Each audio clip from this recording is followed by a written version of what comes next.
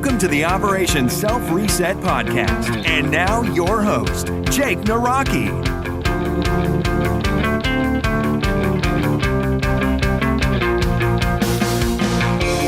What is going on, Reset Nation? Welcome back to another great episode of Operation Self-Reset, the one only podcast to truly transform the person you are right now to that person you strive, crave, and want to become. Like always, you guys know the drill. You rock. Thank you so much from the bottom of my heart for spreading the word of Operation Self-Reset through all of the social media channels. I thank you for subscribing. I thank you for telling your friends and family and everybody that you know about this podcast. It's growing in popularity day after day. My rankings are shooting up the charts, and it's all because of you. It doesn't matter how much I go online. The only true way to spread the word of Operation Self-Reset is through word of mouth, and I thank you for that. And if you haven't already, spread the word for me. I'd be greatly, greatly appreciated.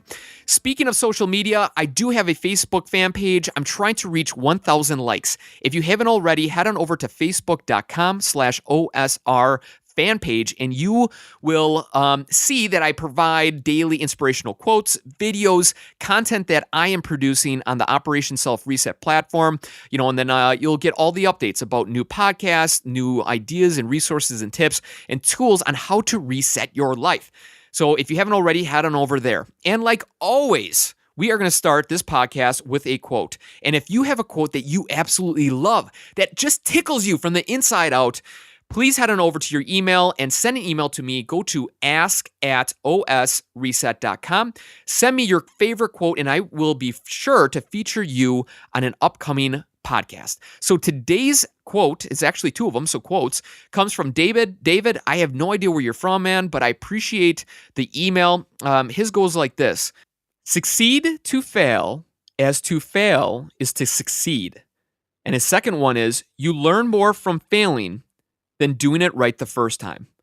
And I could probably go on a 15-minute rant about these two quotes, but I'm not going to, because we have a great interview today with Coach Alex. But again, if you really have a quote that you want to share with the world, head on over to your email, send it to me, ask@osreset.com. So today on the podcast, we have Coach Alex. I connected with him just via online. And next thing you know, him and I are bouncing emails back and forth. And I had to get him on the podcast because he was a swim coach for a very well-known college. And he decided to go after his passion. He cut the cord.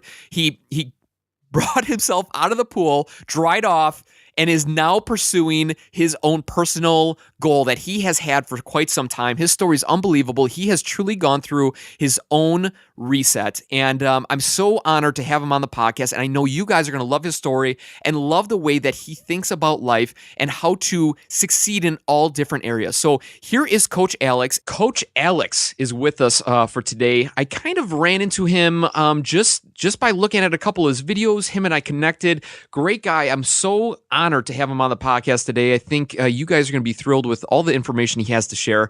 Alex, man, thanks so much for coming on. Hey, thanks for having me. I really appreciate it. I've actually listened to a couple episodes, so it sounds like you have some big plans for 2014. Yes, yes, I do. And thanks to you, Alex and I had a little mini mastermind. So I'm trying to get myself ready to go for 2014, make it the best year yet. But Alex, not too many people know about you. Let's talk about, who you are and what, how did you get into the speaking and how did your journey get you to where you are today? Sure. Well, one of the things I always tell people is if you end up getting in the speaking business and you meet a lot of speakers, you're going to run into people that like to talk a lot. So I'll try to keep it short and to the point. But my journey, I always say that started when I was 11. I always wanted to be a motivational speaker. And at that time, I don't think any teacher or any career counselor is saying motivational speaking is a career you can get into someday. Right. And that's what's going to happen. But I've always been fascinated with listening to the Zig Ziglars of the world and the Tony Robbins. And I can even remember my parents were involved in a business where they would go to these seminars and I would sneak in to listen to these amazing and dynamite speakers just talk. And I just always was mesmerized. And so while maybe didn't realize it, that I knew that I wanted to get into that coaching and speaking world. But my path after college actually took me into a different direction, which is actually coaching swimming, as a matter of fact, at the collegiate level. And I was I had a really successful career as a college coach. I actually became one of the youngest college coaches in the history when I took over a program at 23 and had a great time doing it and really just enjoyed working with those athletes and really enjoyed making an impact. But around I guess I was 27 or 28, and I just remember thinking to myself, man, do I want to be doing this the rest of my life? Do I want to be just working on my swim coaching and technique and work in this world? And I kind of always went back to when I was 11 and thinking about, this is what I wanted to do with my life. This is the type of impact I wanted to make on the world. So I said, you know what? I'm going to give it up. I'm going to quit. I'm going to start my own business and motivational speaking and coaching business. And, everything's supposed to be great and everything turns out to be this great story. Well, if anybody's out there has started a business, I wish if you started a business that's been successful right from the beginning, then kudos to you. But I know I struggled. I was almost to a certain point begging for business, after 3, 4, 5, 6 months. And it was tough. There was a lot of things that happened in my life. Especially when you tell someone you're going to become a motivational speaker, friends laugh at you, right. People make fun of you. Right. And guilty. Honestly, oh yeah. And I know I've heard your speech. It's amazing how people just say, okay, sure, whatever. And they roll their eyes. And and people that were, somebody I was dating at the time ended up breaking up with me as I was going through this journey. So there was a lot of struggle to it. But I guess now it's about 2.5 years later, I'm actually been doing very well, having actually a nice list of clients where, and a lot of speaking engagements where I feel just very fortunate each and every day to actually make a positive impact on other people's lives. And now that I'm actually doing it, I think a lot of people validate it as if, well, you've made it. Well, I don't know if you've ever make it. You just always want to continue to make a positive impact. You're continuing to find ways to improve yourself, and you're continuing to find ways to just, I guess from my perspective, better the world. Right. But that's kind of the short version of how I got to where I am today. Sure. Let's talk about for a second when you made that transformation of, swim coach to motivational speaker. Let's go back during that time. And I think that, obviously this podcast, Operation Self Reset, changing the person you are to the person you want to become. You knew you wanted to become a motivational speaker. Talk to us about, how did you set yourself up? Was it kind of cold turkey? You just totally said, hey, I'm putting in my papers, next season, I'm out of here. What was going through your brain, and how did the people around you kind of affect your decision, in a good or a negative way? Yeah. Oh, that's a great question, because I think one of the things that I was, I guess it's part of my innate nature to say that I'm an extrovert by nature. So in essence, I know a lot of people and have a lot of people in my life. And I don't want to say that everybody in my life was negative when I started my business. So I don't want that to come across. You do need people to believe in you. And when I decided to make that change, I went to my athletic director at the time and mentioned that this is kind of the career I wanted to. And, she was very supportive and really just was very encouraging and just wishing me the best of luck. Because I know that sometimes when you leave a job, you're put in that company or that place in an awkward position. So I gave him a month. I actually gave him another extra month so that they could find a coach and, obviously find their way and not just leave the team cold turkey. Right. But the hardest part, honestly, was actually leaving the swimmers. I can remember that was the hardest part of the entire thing, is just literally going in to that room. They don't know what's coming. And you are about to just hit them with a curveball to say that you're leaving. And they don't understand. They don't know why. And I'm crying. They're crying. It's like, I'm going to miss you. And I hope it's not goodbye. It's see you soon. And I feel very, again, fortunate to have a lot of those swimmers who truly believed. When I told them what I was going to do, they were very gracious, and most of them were wished me the best, and I still continue to stay in touch with me today. But I'll tell you actually where I saw a lot of change was in the circles of people that I was hanging out with. Especially, I know it sounds weird, but when I said the name of my business was going to be Coach Alex Kuhn, I kind of got a lot of funny looks like, are you a selfish individual? Do you think you're that good? Or do you think you're that great of a person that people are going to want to buy you? Right. And I never thought of it that way, but definitely I don't think there was that like, I never got that quote unquote, I guess the high school made fun of, laugh in your face. I just saw people fall off that said, yeah, I'm supportive of you, but never call you again, never email you again, never see how you're going. And, there's times when you need that, especially when you're starting this venture and you're starting to follow your dreams and you're starting a career where most people don't even know how to begin it or how to actually go about achieving it. It can be tough. And you have to find people that are going to believe in you and find something in you that maybe you have trouble seeing yourself. And I was very fortunate to meet several people along the way that are now in my life that I would have never met if I didn't take this journey. And I also would have never realized people that were in my life that maybe weren't as supportive or maybe as positive influences that I was hoping for in my life. So yes, it was a tough journey. It was very challenging, but I'll tell you something. The people I have in my life now they're the best. I mean, I don't know how else to say it. They are the best. They are people that I truly love and would do anything for in a heartbeat. Right. Let's talk about though, like, what did your parents say? Like, were they supportive? Were they like, that's cool, but that sounds more like a hobby than an actual job or profession. Was there any of that? Well, I'm sure my parents are going to listen to this, so I got to be nice. But I think this is what I would say. I have the best parents in the world. They are one of those parents that I have a mom who will always say, you could do anything. And so if I was having a tough day, I would say, hey, can you look at this video and tell me how it was? And this was at a time when I'm stuttering and saying the you-knows and la-la-las. She would say, Alex, that is the best speech I've ever heard in my entire life. Of course. And right. Of course, I mean, I felt great, obviously. But my parents were always really supportive. But I always will say this. My parents, I have an MBA. I have all these different degrees that I achieved in my life. So it's not like I'm not educated or this was my only shot. I could have gone into a career.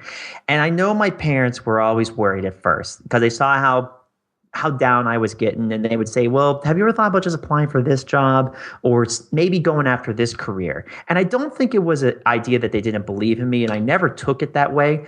But I do know that parents just want their kids to be happy, and they just want their kids to be successful in whatever they do and just be happy. Right. And I know my parents, probably even to this day, don't even know exactly how I do what I do, but they see that I'm finally actually happy and I'm actually making a career of it. But I know at the time they were supportive of it, but they also wanted me to keep my options open and maybe look at different routes to get to it. But at this point, I think they're obviously they're proud. They've always been supportive of it. So I was very fortunate to have parents who believed in me. Sure. Going along, the people that are listening, they're probably like, okay, obviously, I'm in the motivational speaking realm. You're a motivational speaker. This is all going to be about motivating. But take us through of what you learned, through your experience, from your coaching and you speaking to large groups about, changing up their job or figuring out like passion or something like that. What can you say to the person that's listening that doesn't really care for their job, that really doesn't have that desire, and they know that something else is out there for them, but they're unsure about it. They're unsure about, how things are going to go in their relationships, friends and family, kind of give somebody that's listening right now a little pep talk or a little insight to really transforming their job or their career into a direction that they feel more comfortable or they feel more rewarding with. Oh, wow. I think that's the toughest thing. I will say this too. I know I sometimes hear, obviously when you're starting a business, you are starting to surround yourself with other entrepreneurs and people that are trying to make a life out of their passion or their business or what type of effect and impact they want to have on the world. And sometimes I read these articles that say, oh, look at those entrepreneurs. All they do is talk about, starting a business, But they never can take action. And I shake my head and I say, come on, give them a break. We all have been there. Each one of us has been a entrepreneur in our lives where we talked about it for years or months. I don't know many people that weren't thinking about starting a business or starting to get into motivational speaking or coaching or whatever their passion was and didn't have like months or years to actually think about it. So to me, when somebody says, oh, they don't desire it, that's just not true.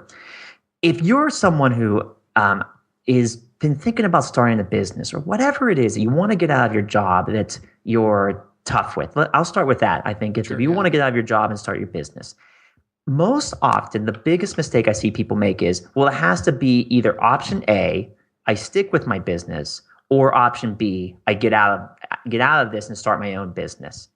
And I say that because that's just not true. Not everybody has to go cold turkey to make a new business or to start a new venture or to be a coach or speaker. There are a plethora of options there in terms of the way that it fits your lifestyle. Because some of you, I would say, are probably parents out there with kids. I mean, to just give up your day job, go have no money coming in. I mean, it's almost like you probably feel guilty about that. There's going to be that guilt, and that's going to obviously overcloud your judgment in trying to start a new venture. And so I always say, there's always different ways to actually start a business or to get involved. Maybe you can do it as your quote unquote part-time job, or are you taking internships? If you're as a speaker, one of the things I did one of the first things I did was to find speakers out there that were successful and ask them if I could intern. Could I just watch them? And I wasn't obviously as much interested in how they spoke as much as what was going on behind the scenes. What were they doing to find prospects? What were they doing to meet people? So there's a lot of different ways out there, I think, in terms of having that necessary step to do it. There's a bunch of different ways, and I think you have to find something that you feel comfortable, excited, and that it's going to get you towards the end.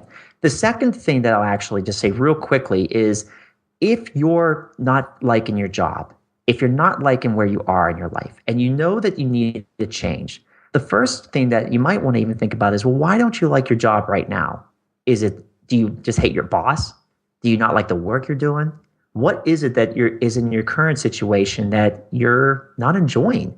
Because when you're able to figure that out, then you can say either A, well, if I change this in my job, maybe I'll enjoy it more, and or B, I don't want this in the new career or in the new path I'm about to take. So I better figure out a way to build a lifestyle that doesn't have those things in it anymore.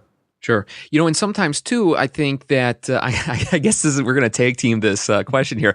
I think also a lot has to deal with there might be external things that when you go to work, you're finally really thinking about. So then it gives you a negative feeling when you're at work, and you're associating that negative feeling with your work. In actuality, it's not that you don't hate your work or you don't have a good time. You're just now having time to really think or analyze those problems that are going on at home or with your friends or whatever. And you're now associating with your work. So you're feeling like, I hate my job because it makes me feel sick to my stomach. I'm always analyzing all the problems that I have in my life, financially or whatever. And sometimes you need to separate and really take a look at what are the problems that are affecting you and or the things you do and do not like of that current job. And maybe you'll identify and go, oh, yeah, okay, maybe my job's not that bad. I just have more time to think about my actual issues, So, and that's really good points that you made. And I hate kind of going around with the job atmosphere, because a lot of people though do have questions, or they feel like they're worth so much more. And I just wanted to get your input, and I think you gave some really good tips that can help somebody at least figure out a new way to approach it. Now with your coaching, you invite a lot of people to really spill their guts to you. I mean, these people are probably investing a lot of time and effort in telling you the things that are going on with them, and they want to improve themselves, business-wise or family-wise or just personally. What are some reoccurring themes that you have found with the people that you work with that you can associate with the people that are listening now, and a couple of things to either get over those hurdles or to get over those pain points? Oh, yeah, that's it's actually a really funny you said that, just because when I go through figuring out if I'm going to decide to work with someone as a coaching client or not, it's not as simple as just saying, okay, you want to coach with me? Fine. Here's my fee and let's get started. And here it's 2 hours per month and, it's this fee. I mean, for me, there's a couple of things that I really take pride in. One is that I want to be very invested in the person I'm coaching with, because as you said, you're investing a lot of time and energy, and that person's investing a lot of time and energy. So you try to want to see if they're committed to it. But here's the interesting thing. When you asked me about what problems I find, the first problem is they don't know what the problem is.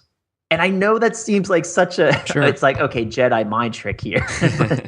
But what I mean by that is I'm going to use a very specific example that I sometimes deal with is that somebody will come to me and say, hey, listen, I want to lose weight and I want to lead a healthier lifestyle. It's a common coaching problem I see a lot. And and a lot of times they think, well, why do you want to lose that weight? And they'll say, well, I want to fit into these specific clothes better. I want to be a better role model for my kids. I want to be a better example. I want to do things with my life, etc. Well, that's all well and good. But if that's not motivating you, then clearly we haven't found the true reason why you want to change that aspect, meaning to lose weight and find that healthier lifestyle in your life. Meaning that the problem is, these are the surface results, but we got to dig deep to find why you emotionally and mentally are unable to make that necessary change to actually reach your goal. And so the problem, I guess you can sum it up, is I don't like to use the word motivation. I have a term, I call it power generator. And what I mean by that is, can you find that next level inside your mind and heart and soul that's going to allow you to take a risk, to believe further in yourself, to take the necessary actions that maybe you would have never realized you could possibly make? That's interesting you say that.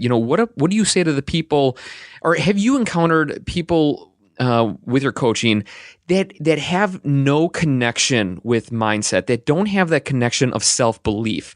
Have you encountered anybody like that? As far as like they don't believe in the mindset? Yeah, like they don't buy it per se. Oh yeah. Okay. I mean, I a lot of times actually. I mean, I think that sometimes even the coaching clients, and one of the reasons why I say they don't know what the problem exactly is because they think it's because they need to eat better. They think they need to just exercise more. If they do this new fad thing. Another typical example of a client I work with is a person in sales. And the first thing they think is, man, if I have the perfect sales system, if I know how to do this and this and this and this, I'm going to close 1 million sales. Sure. Well, I'll tell you something. That is never the problem. Usually the problem is not in the sales part, because if I told somebody, if you're in sales out there, one of the things that I would say is, listen, if you can get people to like you, if you're willing to listen to them and you're willing to actually help them with their problem, more likely than not, people are going to buy from you. It's as simple as that in a technique way. I mean, I know there's a lot more details that I could go into, but the truth though is how you value yourself. How do you value what you bring to the table? And so sometimes more often than not, people don't think it's the mindset, but in the reality is to get to another level, you have to really, truly change from the inside out. Yeah. What do you say to somebody that is in sales and they just have that block, that mental block of self-confidence? They don't believe in themselves, that they're capable of being and putting on that smiling face and walking in and being presentable and having that aura that just glows just right for those people to go, man, I really like this guy. Do you have any tips or suggestions for the people that don't mind talking to individuals or talking to new people or presenting themselves, but they feel like they have that structured face, that kind of chiseled look. They're unable to break a little smile or to feel softer and more presentable. Do you have any suggestions for those types of people? Oh yeah, sure. Especially when it comes to if you're coaching or in sales or in a personal relationship, you're building personal relationship with someone. There's no question you want to be someone who is accessible and trusting and somebody you can open up to. And I think there's a couple things that I like to first focus on, which is before you actually even get to that person, I know it sounds weird, but don't set a goal of actually closing the sale. I know it seems a silly thing. Like, of course you want the sale in that. I get that. I know that's a very important aspect, but go in with the aspect and mindset of, can I actually help this person with their problem? Do I want to go into this meeting act like I know what they need and so I'm going to tell them everything?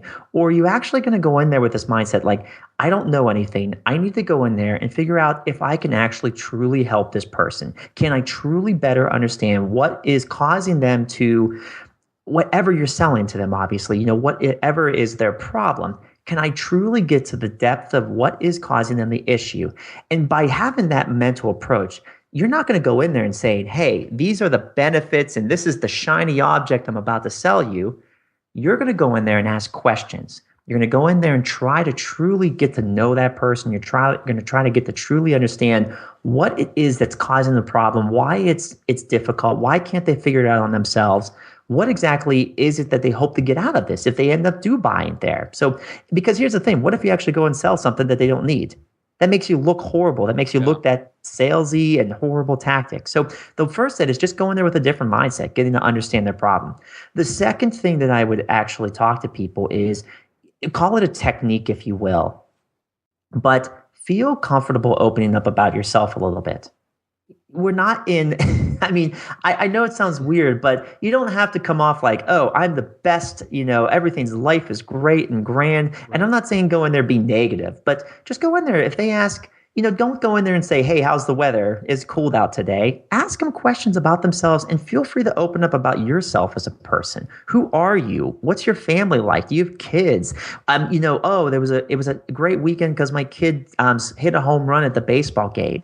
Oh, really? My kid plays baseball too. It starts to build similarities and connections with people.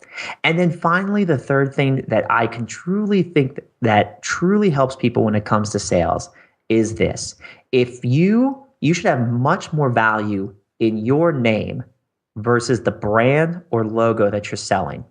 And what I mean by that is, more often than not, I hear people, when they ask somebody what they do, the first thing they like to talk about is, I work for this company and this company sells this and that. Right. Listen, yes, companies are great. I'm not saying that they're made up of people and they're made up of you.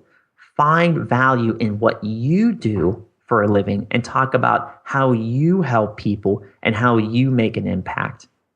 Now, did you utilize a lot of those little techniques that you just spoke of when you were a recruiter for the swim team? That's yes. Yeah, right. I mean, simply put, yes. I mean, it was a very much.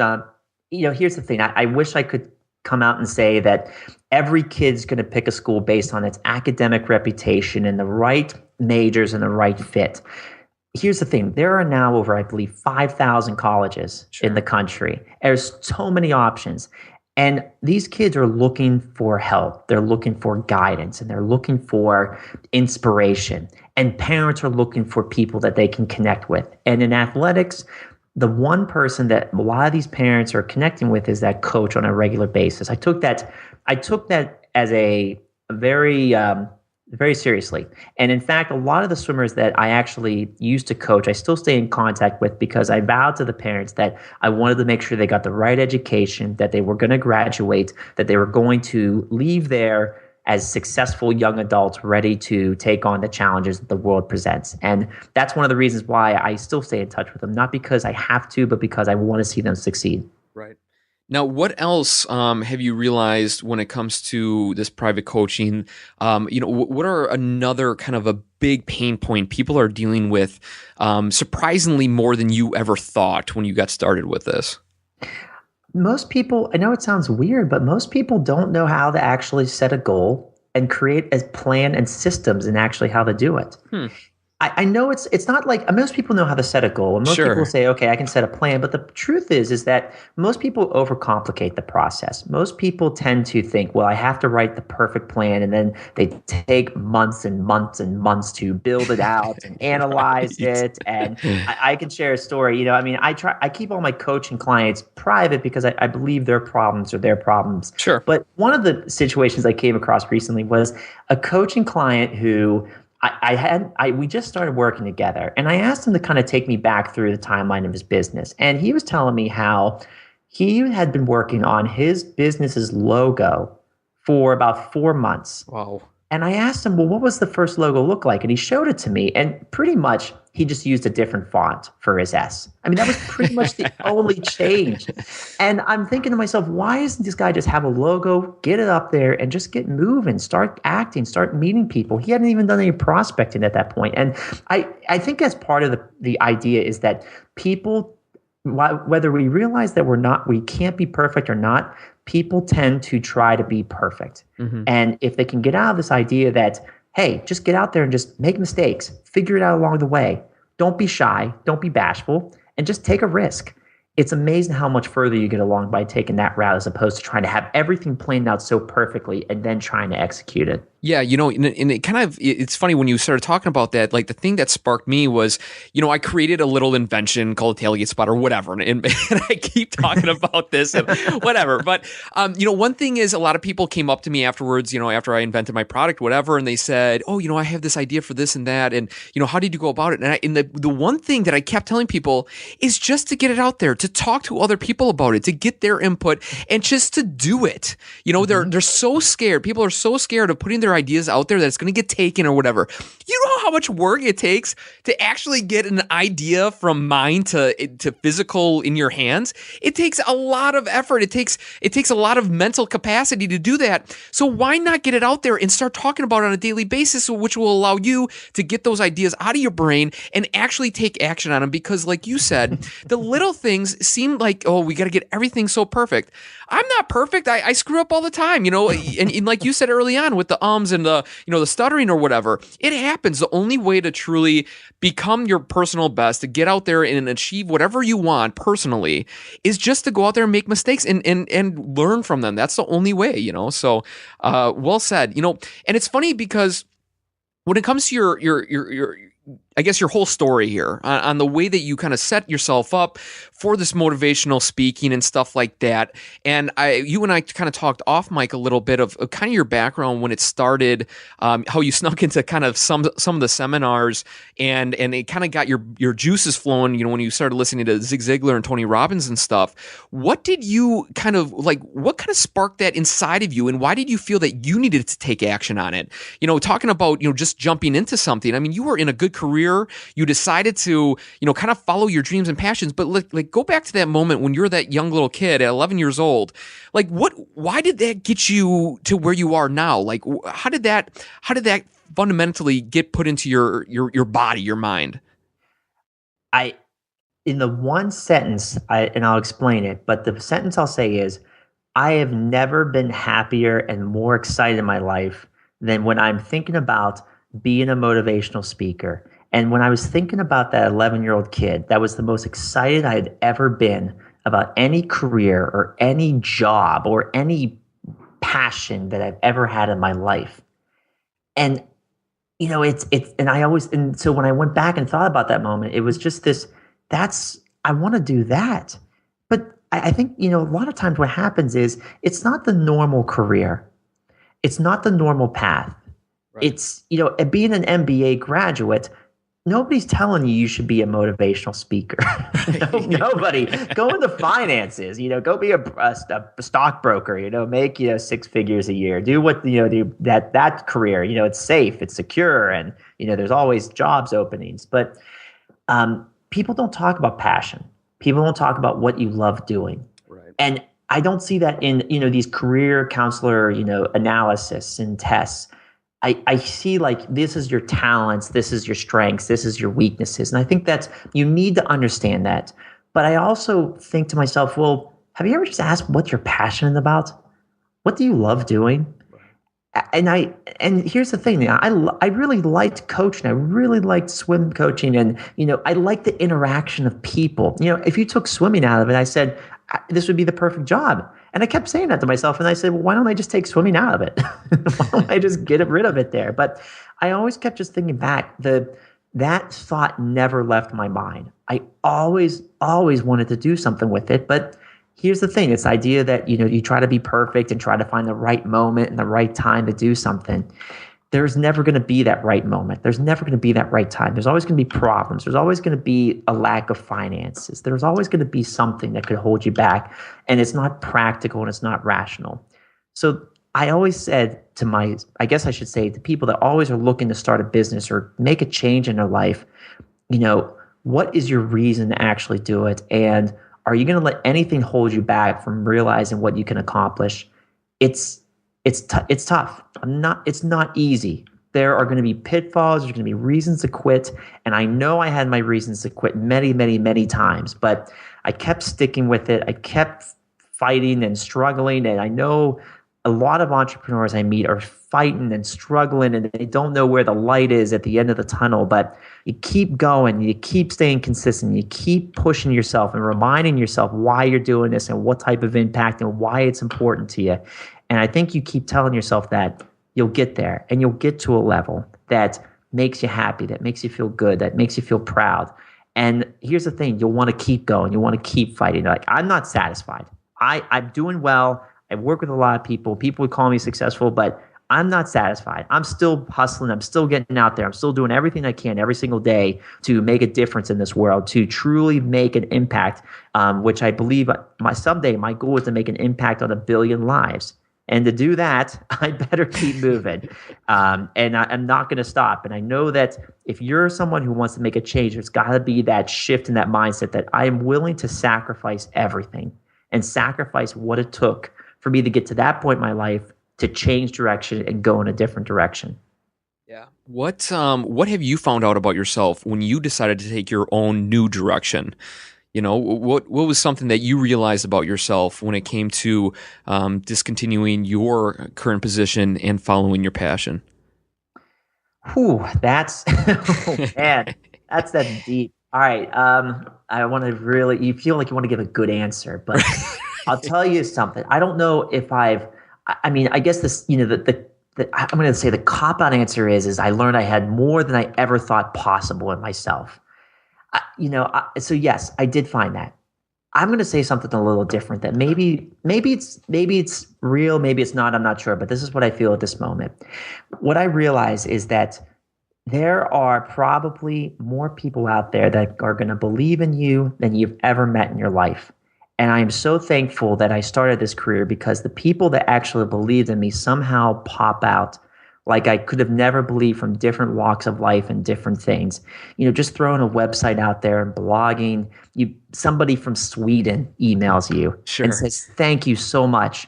And you think there's nothing else left, but then you just get those little reminders that you're helping someone make a difference in your life.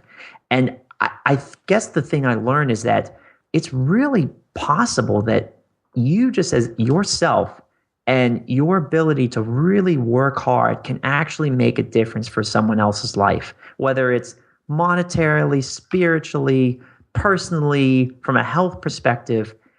You find out that you can learn a lot more and you can help a lot more when you just go out and just start acting. Sure. No, that's good. And like you said, that's a tough question. So that's a good answer. Now, let me give you a scenario. It's like your last meal, but it's your last speech. Okay. What is the one thing that Coach Alex loves really hitting home when it comes to presenting to people? What is it the idea of the mindset? Is the idea of self-belief? Is it confidence, finding passion? What is the one keyword that truly if you had to give one speech on, what would it be? I have a statement that I like to make, and I don't know, when we were talking before, I don't know if you heard me say it, but when somebody says how your day's going, I like to say, oh, I'm being productive, instead of saying the normal, I'm busy, or today's a busy day. Sure. We all can be very busy in our lives. Everybody's busy. Everybody I've ever met in any walk of life, even if they're just sitting in front of the TV all day, they're busy. Right? I mean, their favorite show's on. Right. So the thing I tell people that, to get out of their head, actually think less and do more. Don't wait. Don't try to find this motivation. Just, if there's make a decision, make a quick decision and start acting on it. Don't wait for this moment. Don't talk to millions of people about it. You're just going to cloud your judgment. And I always like to use this example. Have you ever, and maybe I'm asking you this, have you ever gone to a restaurant and there's a million things on the menu and you just don't know what to buy? Yes. Everybody's been there. Okay. So yes, you can have multiple and millions of options out there to say, should I do this? Should I do that? Pick one and do it. And then after so much time, say, did you like it? Was it the right path? Was it the wrong path? Should I change something different? You're going to learn a lot more, and you're more likely going to gain ground on A, what you truly are passionate about, B, who you want in your life, and C, where you want your life to go. Sure. What keeps you motivated? Like, how do you get yourself jacked up and excited and passionate? Like, how do you pull that out of you when you are gloomy? You're just not feeling like yourself. You're feeling a little worn out. You're feeling exhausted. Just, things maybe a speaking event, failed the day before and it's on your mind. What does Coach Alex do to get himself motivated to take the day full on? Well, it's funny you say that because I can tell people right now that I've had a ton of failures. I've had, I've made every mistake in the book you can possibly do. And here's the thing. I thought I read everything up. Well, hey, this is how you set up this system or how you go about right. this speaking engagement. And here's point A, point B. So I have failed miserably. I have continued to fail, and I continue to actually make mistakes on a daily basis, and in a variety of things. And I'm not just talking about business. I'm just talking about my personal life, and I'll admit that one of my guilty traits is that sometimes I work too much. And as a result, I sacrifice time with people that I love, that I should be spending time with them. So one of the things that keeps giving me motivation is to really wake up every day. And I have a very standard ritual that I do every single morning, that I go down, I close my eyes, I do my visualization techniques to think about what does this day look like and what does my life look like 50 years from now. And I visualize that, I wake up, I go do my workout for that lasts about an hour, then I give myself a healthy breakfast, and then I literally sit down and write my one goal that I have to get done today. And so that pattern really, here's the thing. I do that pattern when I'm sick. I do that pattern when I'm not feeling well. I don't know if it's this idea where I sit there and say, okay, I'm feeling horrible, so I should just quit. I think I just now at this point have gotten into a pattern that it would feel very awkward if I didn't do this. So that being said, if there's those days where you're just feeling like the worst, if you're feeling miserable, if you're just, I don't want to do this, I don't want to put my effort into it, I sometimes take a step back. I go to my whiteboard, or I just go to my, not happy place, but just visualize and just remind myself, why am I doing this? What is the impact I'm trying to make? Who am I trying to help? How's this going to make my family's life better? And I try to pull out all these different areas that are important to me. And the more I think about those, I personally get this sense of urgency, and I get this sense of, I got to get this done now. I've got to get there sooner than I currently am. Right. What, people that are listening right now, they love what you're talking about. They love your mindset. They love your positivity. They love everything that you're speaking of. Where is something that, or what, do you have any suggestions for a person that's listening for the first time that's like, wow, this guy has his stuff together? What were a couple of things that really put you in a good peace of mind? Were there a couple of books that really struck a chord with you? Things that you just fall back on, like, this is one of the best things I've ever heard, I've ever read. Any tools or anything like that you could suggest to somebody that kind of getting into this for the first time? Oh, I'm glad you asked that, because actually my favorite book of all time is by Dale Carnegie, and it's called How to Win Friends and Influence People. Oh yeah, sure. It's an oldie, but a goodie. And I actually read that book at least once a year. Wow. No question. It's not because I don't know if I learned anything new. I just, honestly, I really feel good about the way he approaches if you've never read the book, it's not about actually how to make friends. It's not a book of like, oh, I want to find friends, this is how I do it. It's truly, I think, a book of how to treat people, and how to treat people with respect, and how to give back, and how to truly look at what you're doing. And it's not about you, it's about the people that you're surrounding yourself with. So that book has had a really big impact on me. Actually, things I do, I read a lot. So there's a lot of great books out there, but I actually prefer video. I've listened to Tony Robbins a lot, and I'm sure your listeners know who Tony Robbins is. Sure. But just getting on YouTube and just listening to speeches, I pick up so much each and every day.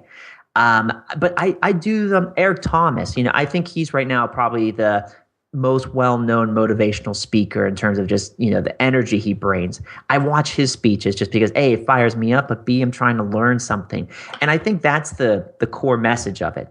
If you can find a way to learn something to help better yourself, that learning process is just motivation in itself. The more knowledge and abilities and talents you're generating and bringing into your own mind and heart and body, you get to use that. You get to use that for your business and for your family and in your job or whatever it is that you're doing, and it never goes away.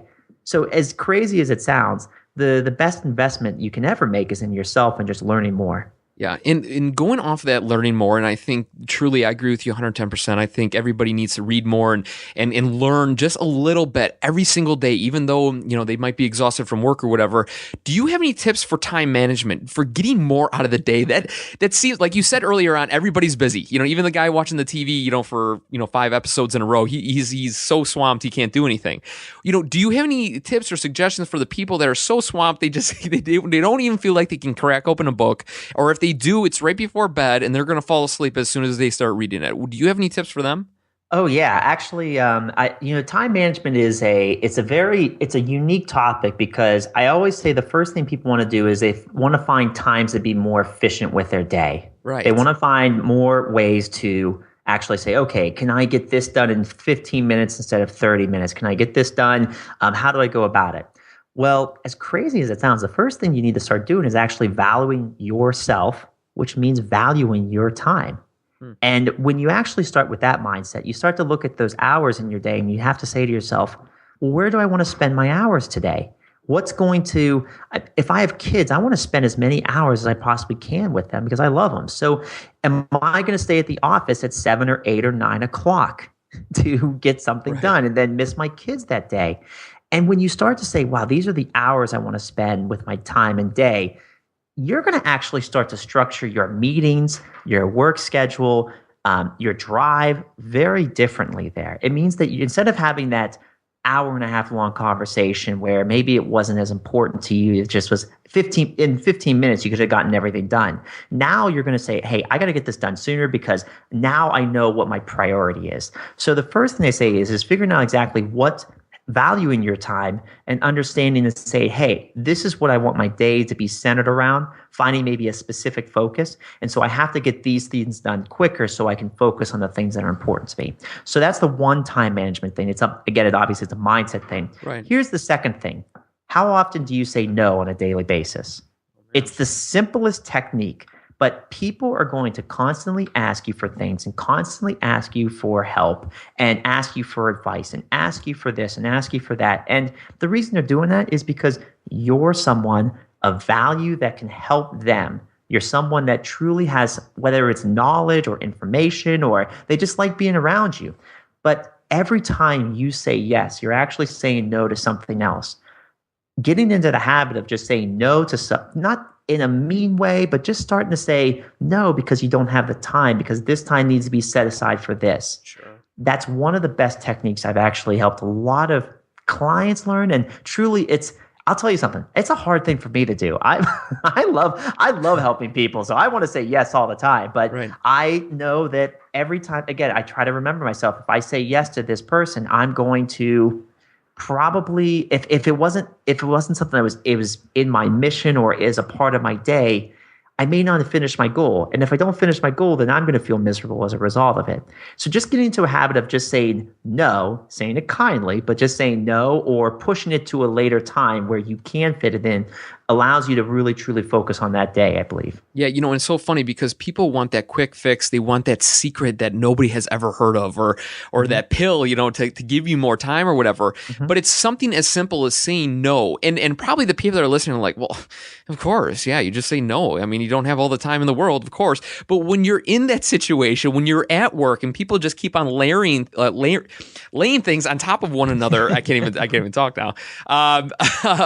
It's funny how you think to yourself in a moment of calmness when you're listening to this. It's obvious, of course, you're going to say no. You don't have all the time in the world. But when you're in that situation, it just compiles and compiles.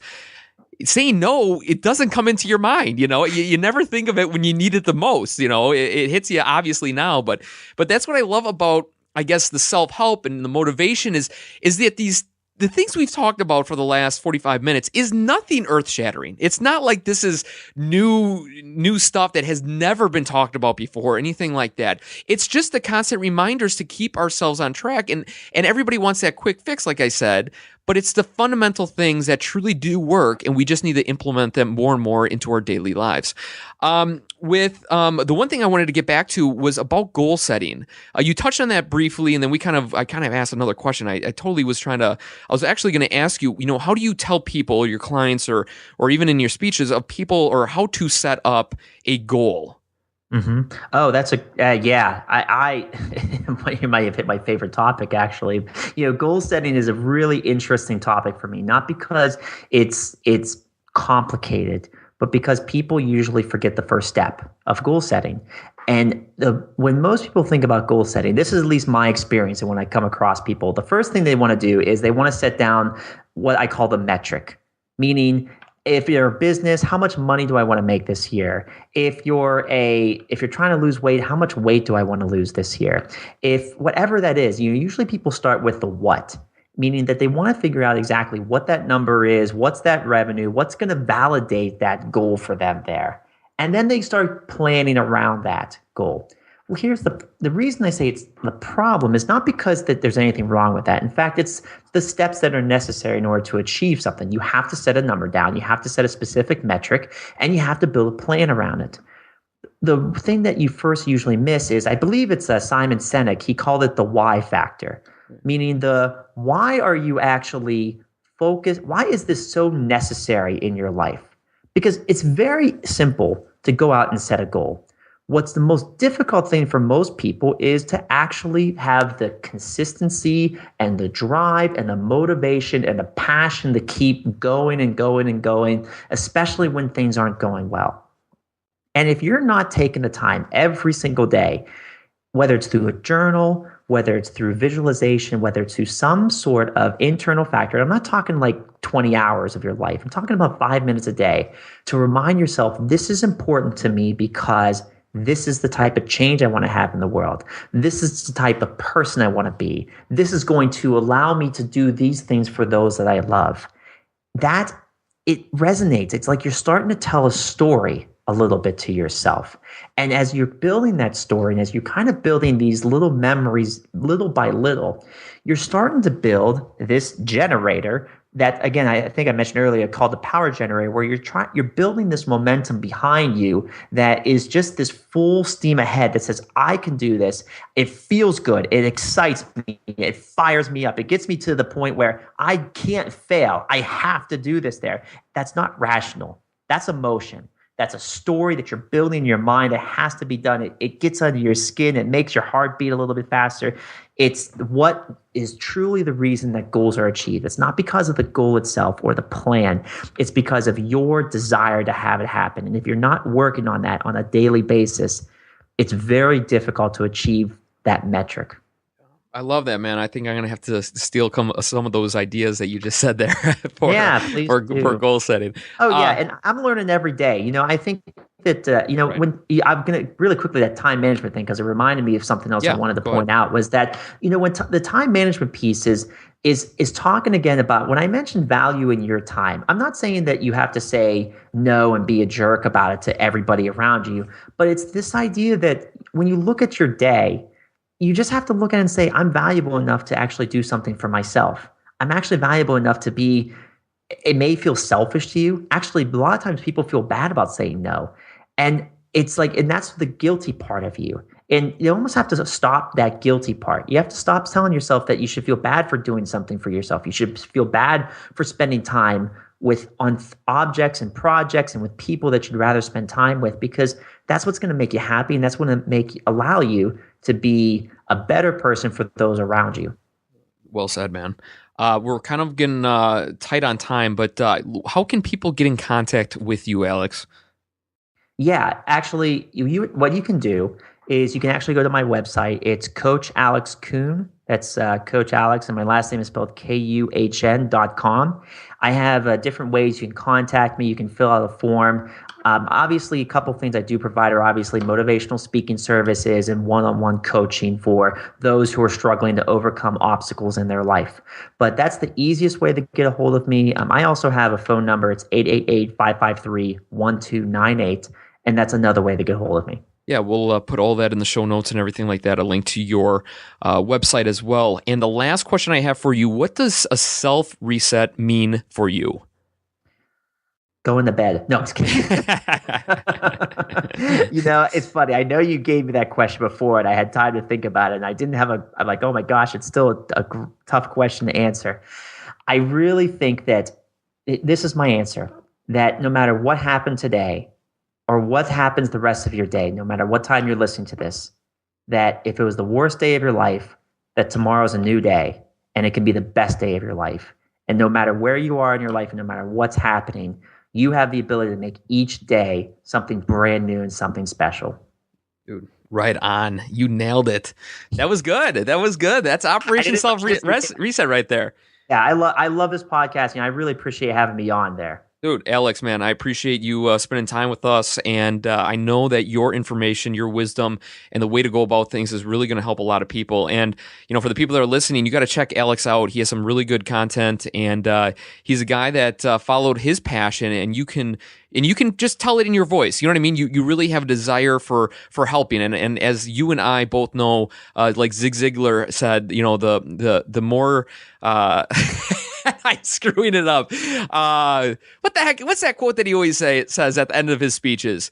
You can get everything in life that you want if you help another people get what they want. That's there we go. Wow, I struggled on that one. That's okay. Say it 5 times fast now. Right. Cool, Alex, man. Well, I appreciate your time, and we'll keep in touch. Hey, thank you. I appreciate it as well.